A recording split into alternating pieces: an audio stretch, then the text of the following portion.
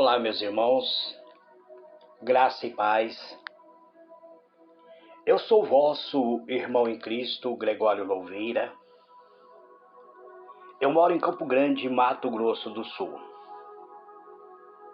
Muito bem, amados, diletos irmãos, hoje eu gostaria de comentar ou fazer uma exposição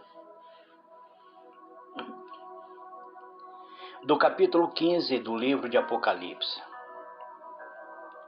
Não podemos esquecer que o livro de Apocalipse ele foi escrito no ano 96 depois de Cristo. Quem é o escritor do livro de Apocalipse? A Bíblia deixa bem clara que é revelação da parte de Deus, que Deus enviou por meio de um anjo para anunciar para João. João, ele é simplesmente o transmissor, ou seja, aquele que transmite aquilo que Deus revelou para ele. O capítulo 15, ele começa assim: E vi outro grande e admirável sinal no céu. 7 anjos que tinha as 7 últimas pragas, porque nela é consumada a ira de Deus. Muito bem, amados, eu vou comentar versículo por versículo. Capítulo 15 tem 8 versículos. Espero poder comentá-lo. João, ele vê 7 anjos. Ele vê 7 taças. Ele vê outro sinal no céu que ele diz ser grande e admirável. Ele vê 7 anjos que tinham as 7 últimas pragas. Ou seja, o julgamento começa no toque da 7ª trombeta. No toque da 7ª trombeta começa o julgamento da humanidade. Os julgamentos estarão sendo concluídos aqui no território do Anticristo, nos seus últimos e piores momentos. Diversas traduções falam-nos do capítulo 15 como sendo o momento da cólera de Deus. João diz: E vi como um mar de vidro misturado com fogo e também os que saíram vitoriosos da besta e da sua imagem e do sinal e do número do seu nome, que estava junto ao mar de vidro e tinha harpas de Deus. Então já ouvi. Ele vê o mar como se fosse vidro, ou seja, ele vê toda a humanidade transparente. Mas esse mar está misturado com vidro e fogo. Está diretamente diante do trono de Deus. Aqui nós vemos que João, ele menciona aquilo que ele viu logo no início do capítulo 4 do Apocalipse. Ele já havia falado sobre esse mar de vidro, que ele disse que tinha transparência de um cristal reluzente. E ele diz que este grupo que está diante do trono é um grupo que foi assassinado pelo Anticristo.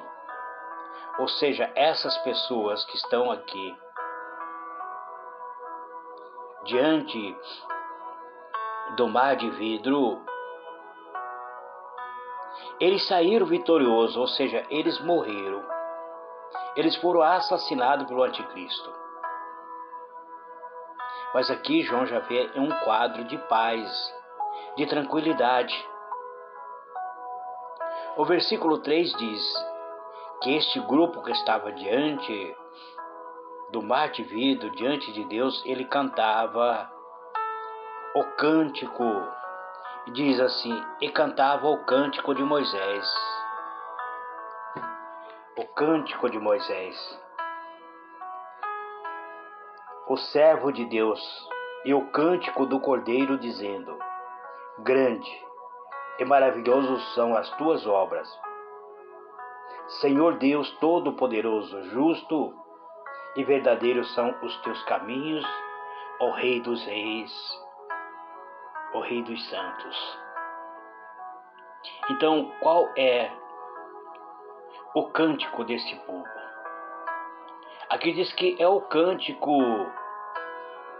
que está em Deuteronômio, capítulo 32, do versículo 1 até 43. Ele faz a referência do cântico escrito por Moisés. Se faz aqui menção de que Moisés escreveu esse cântico. Está no ensino, ele ensinou o povo a cantar esse cântico. Em Deuteronômio, capítulo 31, versículo 22. Então é o cântico escrito por Moisés. E também é o cântico do Cordeiro. É o segundo cântico. Ele começa pela crucificação, o qual era necessário realmente, se o homem devia ser redimido. Ele termina com o cântico ofertado ao Cordeiro, ao Filho, ou seja, com Jesus Cristo como Rei dos Reis e Senhor do Senhor. O cântico ao Cordeiro, ele diz: grande e maravilhoso são as tuas obras, Senhor, Deus Todo-Poderoso. Então refere-se a Cristo, embora todas as suas obras são grandes, todas as suas obras são maravilhosas, o que ele fez na cruz é maior de todas as obras. Cristo é o nosso Rei, em virtude do que ele fez na cruz. Por isso a nossa fé tem que estar focalizada naquela obra terminada na cruz. Por isso nossa fé não é baseada por obra, mas pela obra efetuada por Cristo, concluída na cruz. O versículo 4 diz: quem não terá temor de ti, ó Senhor, e não magnificará o teu nome, porque só tu és santo. Por isso todas as nações virão e se prostrarão diante de ti, porque os teus juízos são manifestos. Então aqui nós vemos que este cântico continua. Então, ele glorifica ao Senhor sobre o reino milenar. Neste, então, todo ser humano na face da terra temerá o Senhor. Além disso, irá glorificar o seu nome. A origem da santidade é o próprio Deus, porque tu és santo, diz. Então ele é a origem de toda a santidade, o qual se pode dar aos crentes em virtude do que Cristo fez na cruz. Então, quando diz, pelo que todas as nações virão e se prostrarão diante de ti, então refere-se ao reino milenar, ou seja, quando Cristo reinar por 1000 anos. Porque todos os teus juízos são manifestos. Refere-se ao fato de que o julgamento de Deus se desatará sobre o anticristo durante a batalha do Armagedon, que começa no versículo 14 do capítulo 14. Sobre o anticristo Cristo vence nessa grande batalha chamada Batalha do Magedon, onde o anticristo será derrotado junto com todos os seus exércitos. Com todos os seus exércitos será derrotado. O versículo 5, ele traz-nos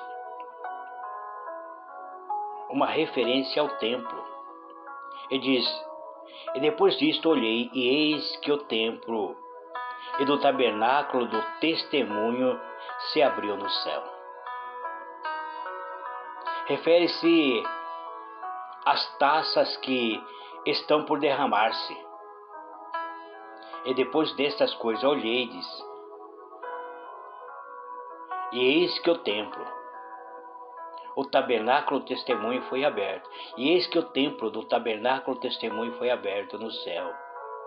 Então tem referência ao lugar, o Santíssimo, onde a arca do pacto foi guardado. É um testemunho sobre a santidade do caráter de Deus e a justiça do seu governo. O versículo 6 diz: e os 7 anjos que tinha, as 7 pragas saíram do templo, vestido de linho puro, resplandecente e cingido com cinto de ouro pelo peito. Então vamos analisar. Então, saíram do templo os 7 anjos que tinha, as 7 pragas. Essa 7 pragas constitui o juízo das taças. Esses anjos estão vestidos de linho puro, resplandecente. O que isso significa? Significa a justiça perfeita dos atos que devem ser realizados aqui na terra. Mas eles estão cingidos ao redor dos peitos com cinto de ouro. É o mesmo vestido que é o do nosso Senhor, que está em Apocalipse, capítulo 1, verso 13. Indica o que eles estão a ponto de fazer corresponde unicamente à obra de Cristo. Então, esses 7 anjos, eles são o representante das obras de Cristo.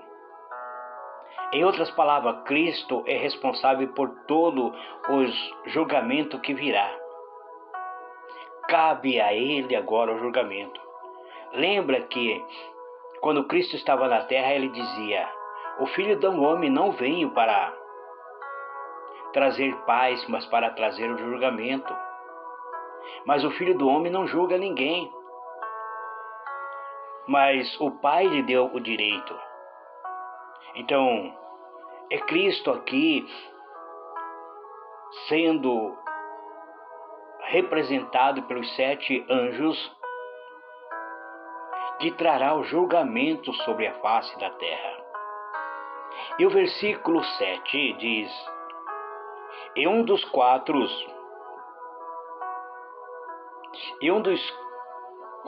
animais,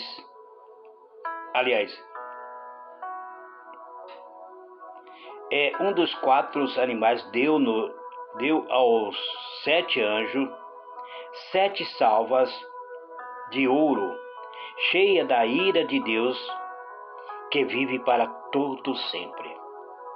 Então veja bem, os 7 anjos estão vestidos com a veste da justiça, cingido com um cinto semelhante ao cinto do próprio Cristo, que se apresenta no capítulo 1 de Apocalipse, versículo 13. Agora, eles recebem da mão de uma dos 4 criaturas viventes que está diante do trono, que está lá no capítulo 4, eles recebem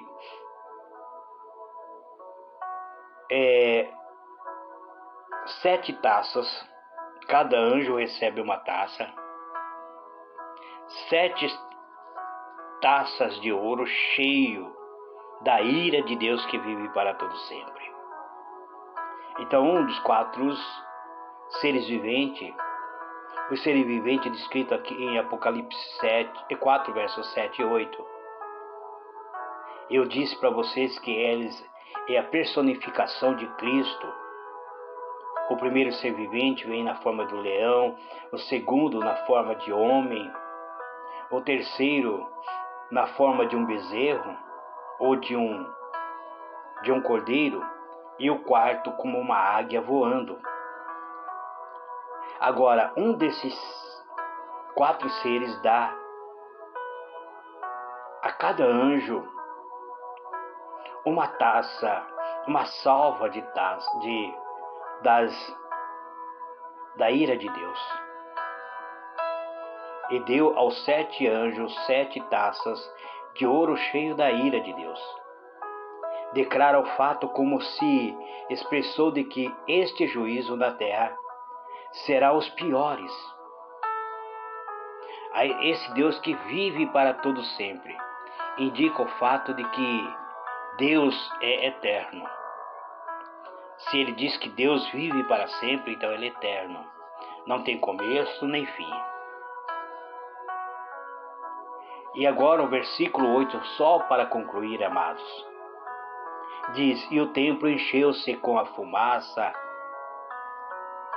da majestade. E o templo encheu-se com a fumaça da glória de Deus e do seu poder. E ninguém podia entrar no templo até que se consumasse as 7 pragas dos 7 anjos. Então aqui nós vemos que o templo permanece lacrado, fechado, ninguém consegue entrar. O templo encheu-se com a fumaça da majestade de Deus e do seu poder.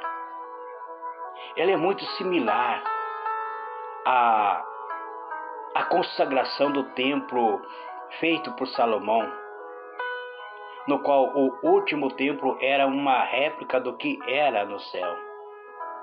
Quando Salomão sacrifica a Deus,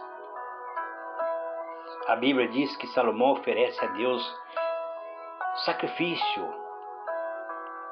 O próprio Salomão tira a veste de rei e prostra-se no chão e adora a Deus.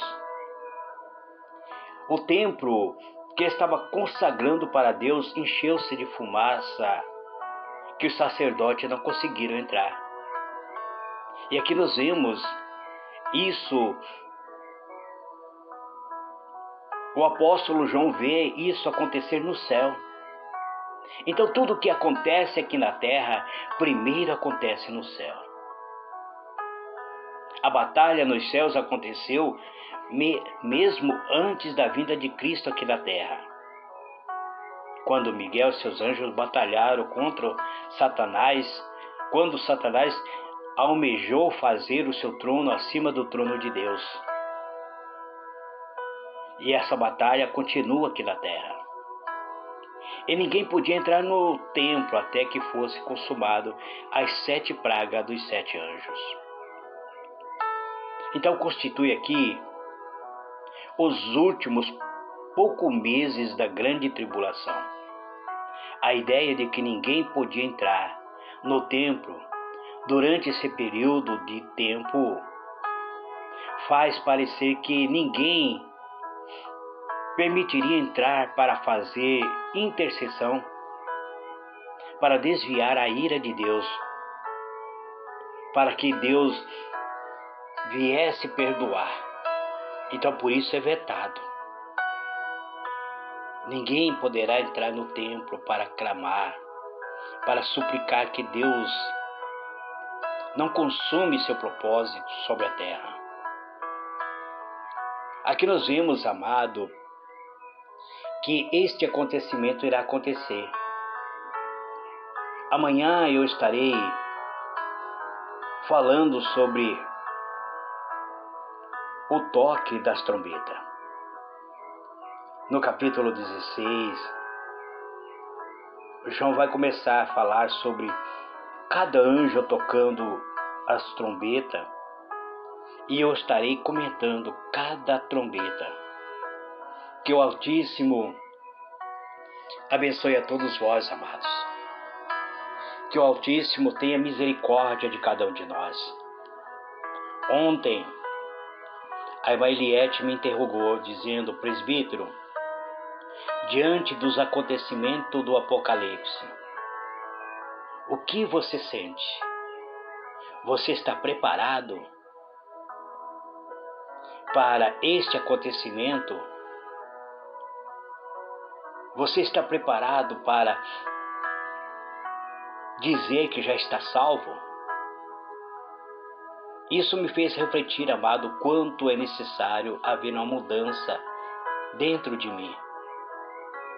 Tantas coisas que eu preciso me libertar. Eu digo, como servo de Deus, com toda a sinceridade, que eu não me encontro digno de entrar nos céus. Se não for a misericórdia de Deus, eu estaria perdido para sempre. Mas graças a Deus, que estamos vivendo o momento da graça, que a nós foi ofertado a graça. Ainda não chegou o momento da ira do Deus Todo-Poderoso.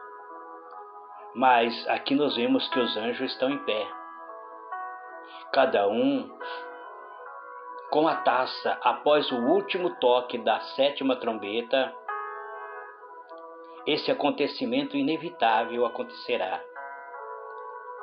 Cada anjo sairá do templo de Deus levando sua taça de ouro cheio da ira de Deus.